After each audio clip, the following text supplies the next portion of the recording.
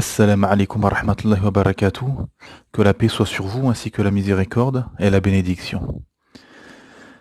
S'habituer à être des étrangers et à être marginalisés.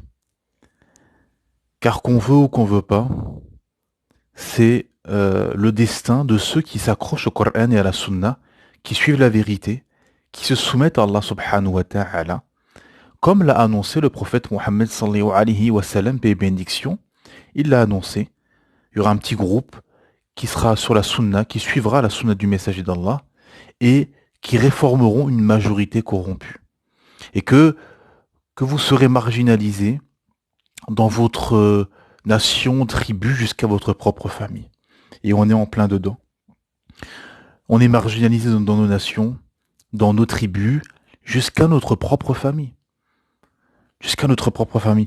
Et vous avez des gens qui ne veulent pas, qui n'acceptent pas, qui essayent de s'accrocher, de tenir. Ça ne sert à rien. Il y a deux chemins.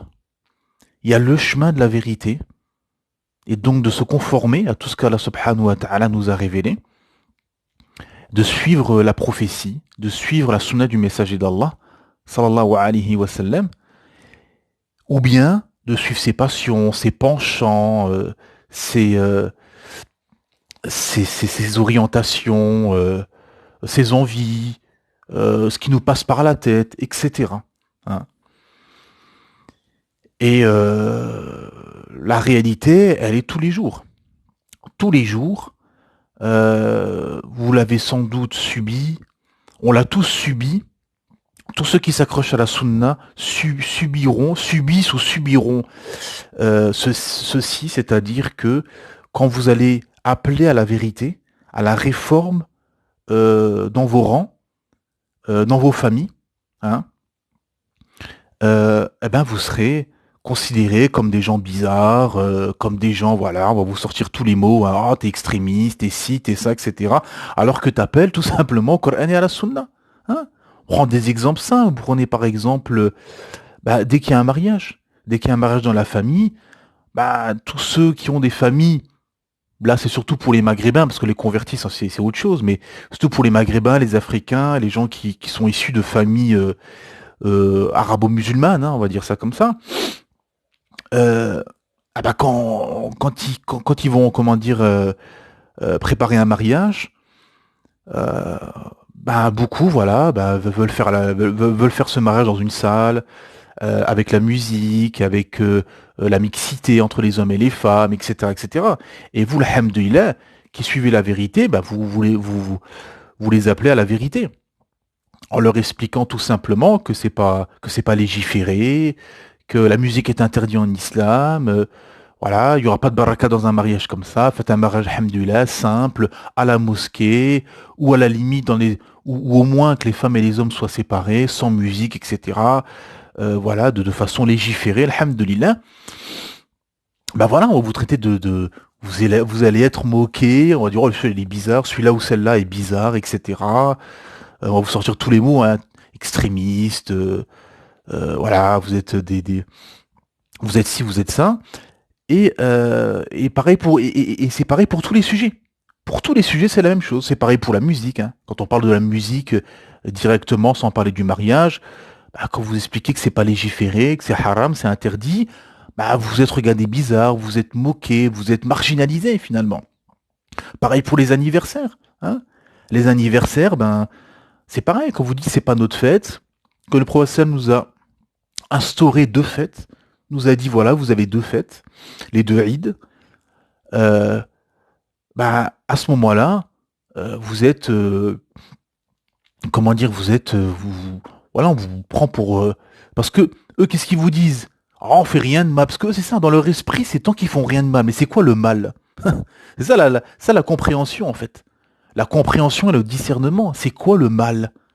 Qui décide qu'est-ce qui est mal ou pas mal? Et on voit dans ces sociétés occidentales, par exemple, où il n'y a plus de morale, il n'y a plus rien, finalement, le mal, ça veut plus rien dire. Qu'est-ce qui est mal? Qu'est-ce qui est bien? Qu'est-ce qui est pas bien? Il y a que le Créateur, Allah Ta'ala, qui nous explique qu'est-ce qui est bien, qu'est-ce qui n'est pas bien. Toi, tu ne peux pas dire, pour moi, c'est bien, pour moi, c'est pas bien. Non, non. Parce que ce qui est logique pour toi n'est pas logique pour quelqu'un d'autre. Donc ça n'a aucun sens. Par exemple, pour l'anniversaire, Les mots sont nombreux. De ressembler au koufar, vous, tu ressembles aux mécréants. Cette fête, quand on va, c'est comme toutes les fêtes, Halloween, la Saint-Valentin, Noël, bonne année, voilà. Quand on remonte, bah, ça part de shirk. Ça part de shirk, c'est des fêtes païennes, etc. Quand on remonte le fil, etc.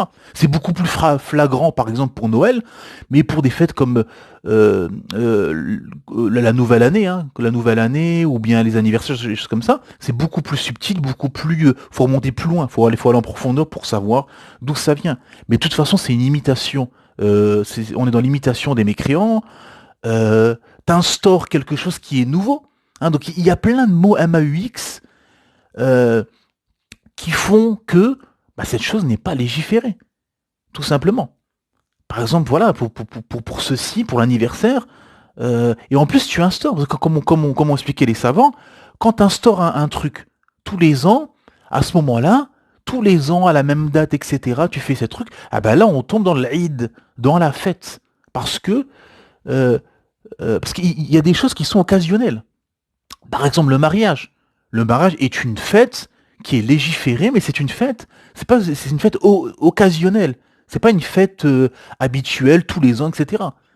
Tu fais le mariage, hamdoulilah, tu te maries avec la personne euh, à une date quelconque, et voilà.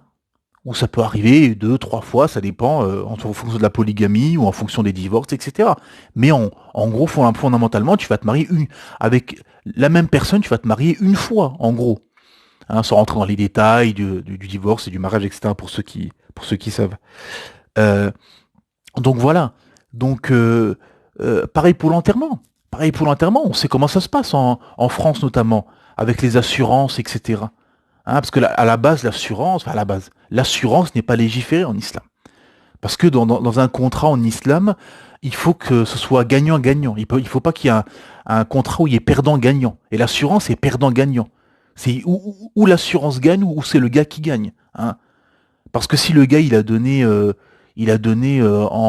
en 10 ans, 15 ans ou 20 ans, il a donné 10 000, 15 000, 20 000 euros à l'assurance, et qu'une seule fois il a eu un accident et ça a coûté 200 euros à l'assurance, bah l'assurance s'en a mis plein les poches.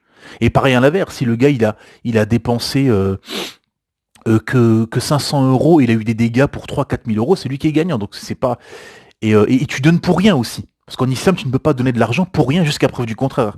L'assurance, tu payes quelque chose pour rien jusqu'à preuve du contraire. Hein. Donc, et il y a ce jeu d'assurance, hein, on le sait, hein, voilà, ça se fait dans les associations, etc., les pompes funèbres, etc., où vous avez les gens, c'est surtout les Chibani qui faisaient ça, qui font encore ça, les anciens, ils payent tous les, je sais pas comment ils font, tous les mois, tous les 3 mois, tous les trimestres, ou une fois par an, il me semble, alors même ça dépend les pompes funèbres, ils payent une sorte d'assurance pour que le jour où la personne décède, eh ben, c'est pris en charge par les pompes funèbres, le rapatriement, parce que souvent, bah, souvent quand les Chibani font ça, c'est pour rapatrier leur corps, hein, pour rapatrier le corps au bled. Donc en fait, les gens ne veulent pas faire la hijra, veulent pas rentrer en terre d'islam vivant, mais ils veulent rentrer entre quatre planches. Donc on est pareil là aussi, on est dans une schizophrénie où, voilà, Allah Ta'ala et son messager t'ordonnent de faire la hijra, d'aller dans des terres d'islam et dans les meilleures terres, même en terre d'islam, si tu es dans une terre où il y a des péchés, où il y a, etc., il faut changer de ville, il faut changer de village, il faut changer de pays, etc., ainsi de suite, comme ont expliqué les savants. Hein, c'est pas figé. C'est pas, voilà, c'est-à-dire que le musulman doit aller dans le meilleur endroit possible pour lui, pour sa foi et pour celle de ses proches, pour la foi de sa famille et pour l'éducation, pour le bien-être, pour le bien-être de l'éducation de ses enfants, tout simplement. Ce qui est logique d'ailleurs. Hein. Tout le monde applique ça de façon rationnelle. Hein. C'est pas quelque chose non plus d'extraordinaire. Et donc voilà, donc il y a ce jeu d'assurance, etc. Pareil. Et quand t'expliques ça, que c'est pas légiféré, etc. Bah les gens ils te prennent pour pour un personnage farfelu. Mais qu'est-ce qu'il nous raconte celui-là, etc. Non, non, nous on paye notre assurance et comme ça le jour on est mort, hop, il s'occupe de tout pour rapatrier le corps, pour payer tous les frais, tous les frais funéraires, etc. Mais non, la question c'est pas de faire des calculs. Ah, c'est plus pratique comme ça, c'est mieux comme ça. Est-ce que c'est légiféré ou pas? C'est comme le crédit. Bien sûr, quelqu'un avec sa tête, il va réfléchir logiquement. Bon, au lieu de payer un loyer de 600, 800, 900 euros tous les mois, ah ben je paye à la banque et dans 20 ans, 25 ans, là, la maison, elle a moi. Bon, oui, mais là, le problème, c'est que dedans, il y a du riba. Il y a les intérêts usuraires où la banque se gave avec ça. Et ça, c'est haram. Ça, c'est interdit. C'est ça qui est interdit, c'est le riba, c'est l'intérêt usuraire qui est interdit. C'est pas le crédit en soi. Le crédit en soi, s'il n'y a pas d'intérêt, c'est autorisé. Je prête à un tel 1000 euros, il me rend 1000 euros, on se met d'accord sur le contrat, combien de temps, si c'est échelonné, telle date, etc. Il me rend les 1000 euros, pas plus, pas moins, salam alaikum, il n'y a pas de problème avec des témoins, tout ça, comme Allah Ta'ala développe, hein, donc le fameux verset du crédit à la fin de Surat Baqarah, c'est le grand verset du Coran. Et, euh, et donc ça, il n'y a pas de problème, c'est le riba, l'intérêt usuraire qui est haram, où il y a la malédiction d'Allah, la colère d'Allah, et Allah Ta'ala se déclare la guerre, donc il y a tellement de malheurs derrière que, voilà. Pareil, donc toutes ces choses-là que vous allez être confrontés parmi vos proches, où vous êtes confrontés à ça, hein. Donc je suis sûr que plein de gens se reconnaissent, hein. Tous les sujets-là, comme j'ai tweeté là récemment, par rapport à ça, dans la vie du musulman, il y aura des moments clés où on voit la foi de la personne et on voit la priorité, si l'islam est prioritaire ou pas dans sa vie. Que ce soit le mariage, le divorce, les naissances, euh, le, le, le déménagement, où on va habiter, le choix d'habitation, la mort, l'enterrement, etc., etc. Toutes ces choses-là. Toutes ces choses-là, bah, on voit la personne, bah, son niveau de foi, tout simplement. Par exemple, où il va habiter.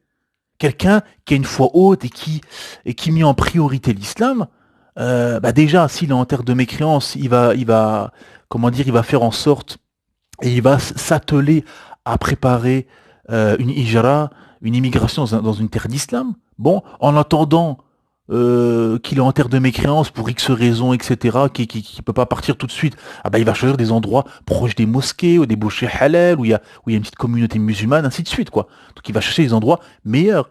Voilà, donc c'est toujours pareil. Donc c'est là qu'on voit, pour tous ces choix-là, fondamentaux dans notre vie, mariage, divorce, enterrement, naissance, déménagement, etc., ben on voit le niveau de foi. Hein. Euh, voilà, c'est pareil aussi.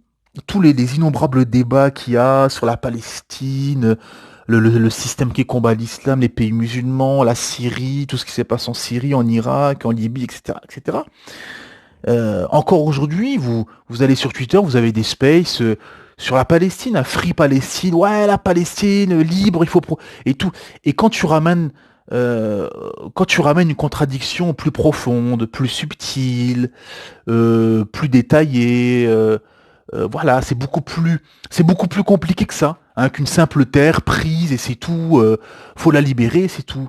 Et si on n'y arrive pas, si on est humilié partout, bah c'est pas pour rien. On a les textes et on sait pourquoi, tout simplement. Hein. Si vous allez dans ce genre de space ou si vous allez discuter avec ce genre de personnes, hein, les pro-palestiniens, tout ça, les nationalistes palestiniens, etc., etc., bah, on va vous dire, mais qu'est-ce que tu racontes, t'es avec les fachos, etc. Non, c'est juste la réalité. C'est-à-dire que si on est humilié partout, c'est qu'on s'est éloigné, tout simplement, du Coran et de la Sunna. C'est comme le Sahara occidental. Le Sahara occidental, hein, les Marocains, les Algériens qui se battent pour ce bout de désert qui a été tracé au crayon, ces frontières qui ont été tracées par l'ex-colon. Hein. La Libye qui s'est fait ravager en quelques jours, l'Irak qui a été détruite, la Syrie qui a été détruite, la Palestine, etc. Tout ça bah, est résumé dans un hadith magistral, où la fin du hadith, où Rasulullah sallallahu alayhi wa sallam, paix et bénédiction, prophète Mohammed sallam, nous dit, il y aura une humiliation qui descendra sur vous, et cette humiliation, Allah Ta'ala ne retirera pas cette humiliation jusqu'à ce que vous reviendrez à votre religion. Tout simplement. Donc tout est dit. Hein. Il n'y a pas besoin de polémiquer, de faire des spaces ou des lives YouTube ou des débats tous les jours, toutes les semaines sur la Palestine, sur ça. On sait ce qu'il faut faire. Voilà, tout simplement. On sait pourquoi on en est là. Voilà. Pourquoi on est divisé. Parce qu'on s'est éloigné de l'islam. Voilà, comme j'avais mis un tweet aussi en réponse par rapport à ça. Pourquoi la Palestine? Qu'il y a quelqu'un sur Twitter qui posait la question, qui disait pourquoi la Palestine, pourquoi aucun pays musulman envoie son armée pour pour aider les Palestiniens. C'est une question qui est légitime. C'est vrai. Bah, tout simplement, et moi j'ai répondu point par point en disant bah, parce qu'on s'est premièrement c'est loin de l'islam, donc la conséquence c'est que on a perdu le khalifa, donc la conséquence c'est qu'on est divisé en États-nations, parce qu'après il y a eu la colonisation, etc. Donc aujourd'hui, on est tous ces États-nations des pays musulmans sont les carcasses du khalifa, donc nous sommes vulnérables, donc les anciennes provinces du khalifa, qui sont la Libye, la Syrie, l'Irak, la Palestine, etc., se font déchiqueter par les yens qui sont l'Union européenne, les USA, l'URSS, etc. Tout simplement, c'est ça la réalité. Donc voilà, et quand tu expliques ça aux gens, pourquoi on est comme ça, pourquoi on se bat pour un bout de désert, l'Algérie et le Maroc qui sont deux pays musulmans qui se battent pour un bout de désert, que vous avez la Palestine où il y a un génocide, où ils sont colonisés, etc., qu'Allah les assiste, eh ben, et la Syrie qui a été complètement détruite, l'Irak, on n'en parle même pas, la Libye, pareil, c'est une catastrophe aujourd'hui. Bah, tout ça pourquoi? Bah, c'est notre faute, tout simplement.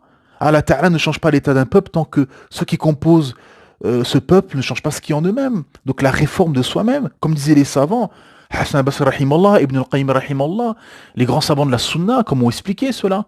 C'est vous qui les avez mis au pouvoir.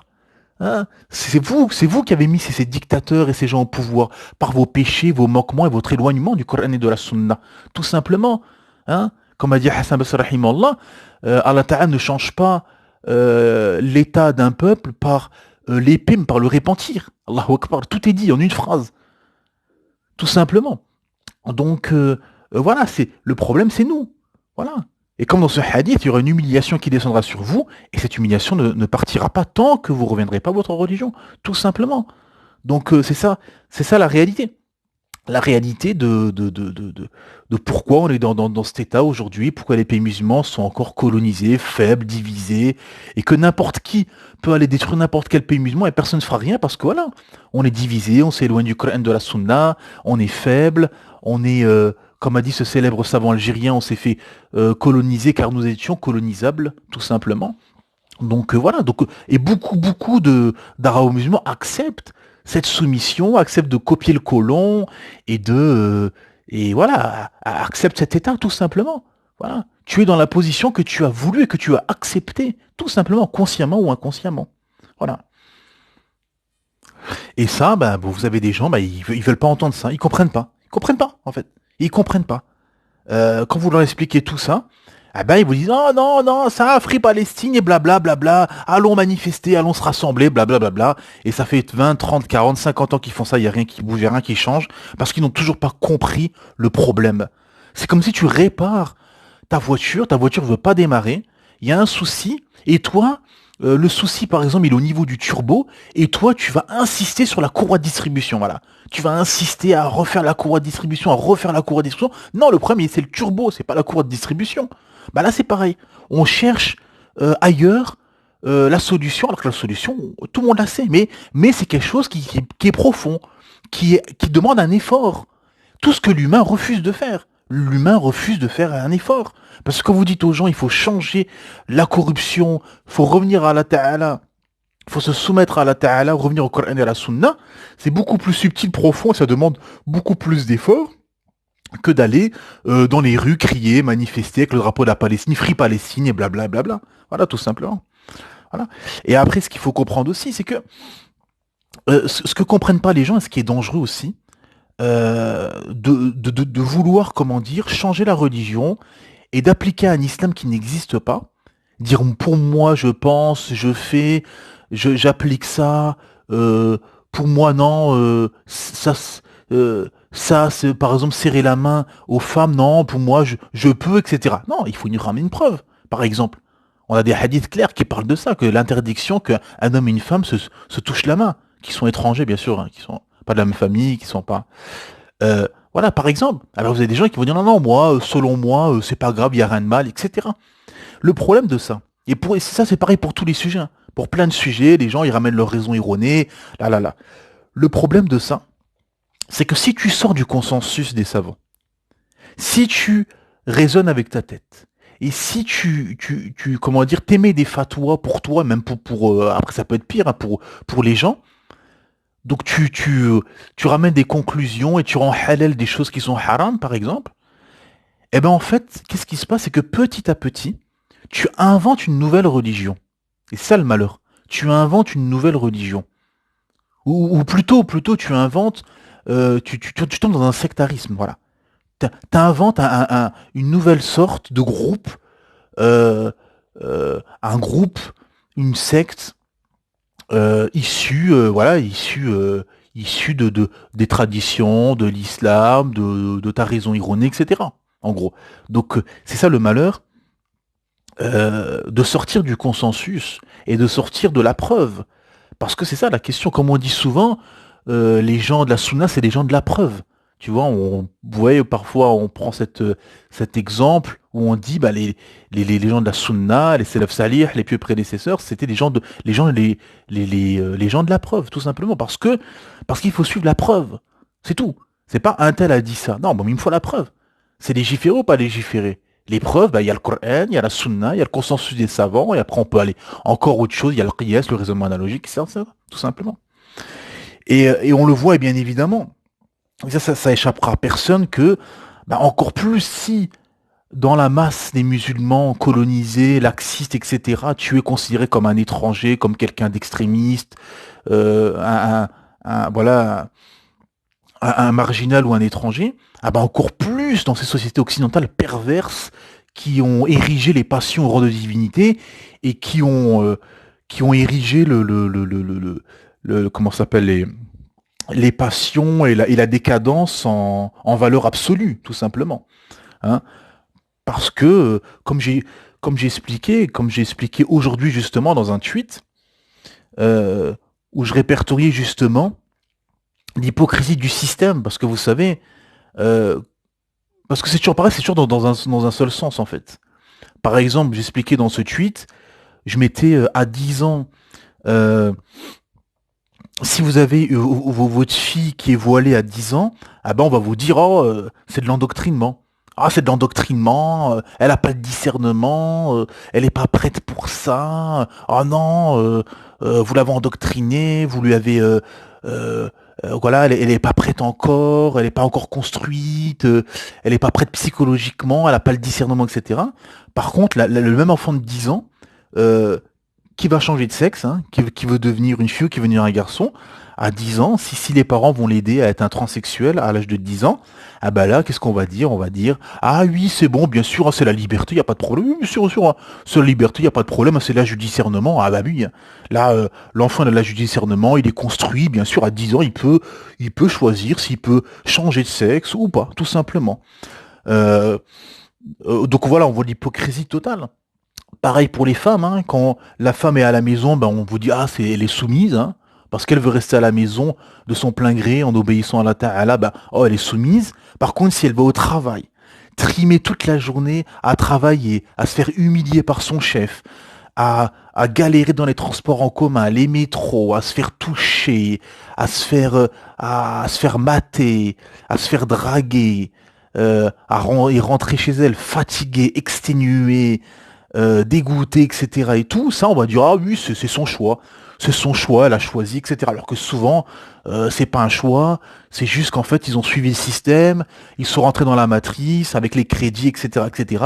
Et même elles-mêmes, elles savent au fond d'elles qu'elles seraient plus heureuses à la maison, mais le système fait en sorte que non, non, non, le système leur fait croire que à l'extérieur, à travailler entre des hommes qui vont te draguer, te mater, et à te faire humilier par ton chef, et voire même, dans certains cas, à te faire violer, ah ben c'est le bonheur, hein, que plutôt rester à la maison et comme ça a toujours été dans l'histoire de l'humanité, hein, à t'occuper de tes enfants tranquillement, alhamdoulilah, à pas être éprouvé par les épreuves de l'extérieur, à laisser ton mari s'occuper de tout ça, et lui qui ramène l'argent, qui ramène les courses, qui paye tout, etc. Alhamdulillah, ça on te dit que c'est de la soumission. Voilà, comment dire, comment on retourne le cerveau des gens. Pareil, quand une fille se marie à 16 ans, ou 17 ou 18 ans, peu importe, hein, ah ben on va vous dire, ah bah elle a été forcée, c'est bizarre, c'est pas normal, c'est se marier à cet âge-là, elle a été forcée, etc. Par contre, si à 16 ans, bah, elle fornique, elle couche à gauche, à droite, elle avorte, etc. Ah ben on va dire, oh ben elle profite de la vie, hein. Elle profite de la vie, c'est tout, hein. Donc elle va à gauche, à droite, et quand elle tombe enceinte, elle avorte, etc. Bon, on va dire, bah, profite de la vie, hein. Et pareil, après, bah, on arrive à la croyance, hein. Un homme qui est croyant aujourd'hui, bah, on va dire que c'est un moyenâgeux, et celui qui est athée, on va dire, ah, bah, c'est quelqu'un de moderne, ah, ben oui, hein. Euh, donc voilà. Donc en gros, dans ce tweet, j'expliquais toute l'hypocrisie, justement, du système. C'est-à-dire que quand c'est fait au nom de l'islam, on va toujours te ramener à la soumission, à l'endoctrinement, ils sont pas prêts, c'est le Moyen Âge, et blablabla. Et quand c'est euh, par rapport à l'athéisme, au koufr, au satanisme, hein, la fornication, aller se mélanger aux hommes et aux femmes, changer de sexe, la transsexualité, l'athéisme, etc. Ben on va te dire c'est la liberté, c'est profiter de la vie, c'est être moderne, etc., etc. En fait. Et donc en fait tu es dans un système de fous où beaucoup se réveillent, hein, beaucoup de gens dans leur système, hein, des politiques, des philosophes, des écrivains voient les dérives de leur système qui a un non-sens, hein, qui a un non-sens avec tous ces changements de sexe, la transsexualité, le taux de natalité qui faiblit. Comme je répondais à Éric Zemmour dans son compte Twitter, je mettais un tweet en expliquant, mais il disait qu'il fallait augmenter le taux de natalité car c'était dramatique pour les années à venir. Mais je disais, mais regarde ton système. Féminisme, homosexualité, LGBTisme, transgenre, des, des générations qui sont encore des gosses à 30 ans, avortement. Mais qu'est-ce que tu veux faire des enfants dans ce bazar? Comment tu veux que ton taux de natalité augmente dans ce bazar? C'est le bazar. Donc, on est dans des sociétés décadentes, perverses, où tout va à l'envers, tout est décadent. Et toi qui suis la vérité, qui suis le Coran et la Sunna, ah ben t'es considéré, le système fait en sorte de te mettre parmi les gens radicalisés, extrémistes, islamistes et tous les mots là qui veulent rien dire, juste pour discréditer tout musulman qui suit la vérité tout simplement. Et on est dans ce système fou. Et bien évidemment, parce que les effets secondaires, hein, toutes ces femmes qui poussent à se promener dénudées, sortir, etc., toutes les femmes qui se font violer, agresser, ah ben ça le système vous dit, ah ben ça on y est pour rien. Hein, tous les jeunes qui rentrent dans le système et qui changent de sexe et après qui veulent se suicider, ah ben non, ben ça, voilà, ben y a pas de service après-vente. Il y a que Allah Ta'ala qui t'explique comment doit être la femme, comment doit être l'homme, les devoirs, les droits et les devoirs, tout simplement pour une harmonisation. Et Allah Ta'ala t'explique tout, te prévient de tout.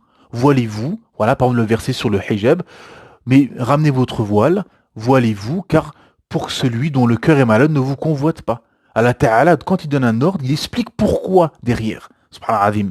Et ce système décadent pervers fait en sorte justement d'endoctriner toutes ces générations à être des athées déjà, à, à détester l'islam, hein, ils font tout en sorte, hein, avec tout l'endoctrinement, hein, les attentats, qu'on gonfle, on cache beaucoup de choses, les innombrables débats, etc. Et il y a des consommateurs, hein, donc à consommer à outrance, etc.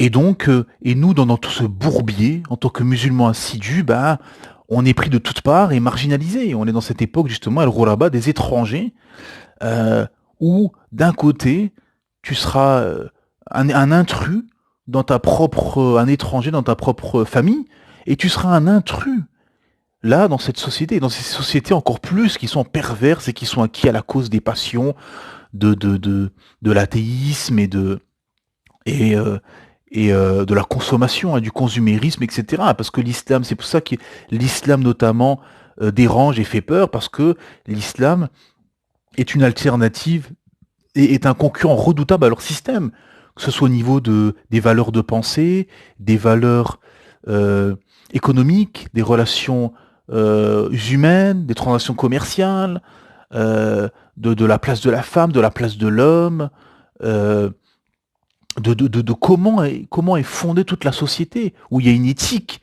où il y a un droit, où il y a des valeurs, une morale. Et ce système fait en sorte qu'il n'y ait plus de morale, plus de valeur, plus rien, pour que ce soit la porte ouverte à tout. Et on arrive à cette décadence généralisée. Et, euh, et au milieu de tout ça, le musulman assidu qui suit le Coran, la Sunna, qui se voile, qui reste à la maison, euh, qui pratique la polygamie, euh, qui a la barbe, qui a un qamis, un serouel, qui fait beaucoup d'enfants, etc., ben, considéré comme quelqu'un d'étranger, de bizarre, etc. Alors que ceux qui sont toutes les personnes qui sont homosexuelles, transsexuelles, qui avortent, qui sont athées, voilà, qui sont complètement dans la matrice, eh ben à ce moment-là, ben, ils seront considérés comme des gens normaux, voilà. Donc c'est dans ça dans lequel nous sommes. Et encore pire les années à venir, avec l'arrivée de Masih ad-Dajjal, où là, où les foules vont être emportées, et, euh, et encore plus, celui qui appellera au Coran et à la Sunna bah, sera considéré comme quelqu'un d'hérétique, de bizarre, de farfelu, etc. Et sera pas pris au sérieux. Et c'est le bourbier dans lequel nous sommes, alhamdulillah. La récompense sera énorme, comme le professeur m'a dit, euh, que ces gens-là auront la récompense pardon, de 50 personnes. Les Sahaba ont dit de eux, et Rasul sallam l'a rétorqué en disant de vous. La récompense de 50 compagnons. Subhanallah azim. Donc il faut tenir, alhamdulillah, à s'accrocher au Coran et à la Sunna, entre vents et marées, ne pas faiblir, hein, ne pas, ne pas ne pas faire de concessions, ne pas plier, tenir, alhamdulillah, et au bout, la récompense sera énorme, alhamdulillah. Le jour du jugement, tous les fruits de ce travail euh, vous sera octroyé et la récompense sera énorme, inshallah, bi'idhnillah. Subhanakallahu bihamdik. Shadu an la ilaha illa ant. Astaghfiruka wa atubu ilayk.